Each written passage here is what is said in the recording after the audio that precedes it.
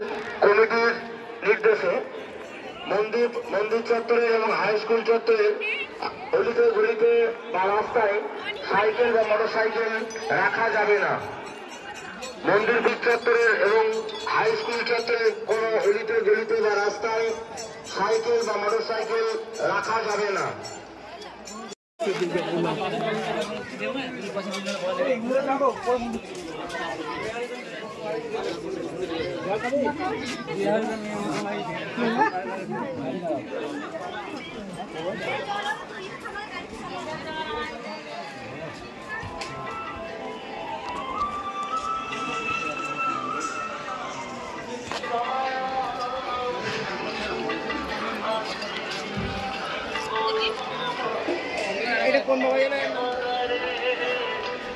নমস্কার।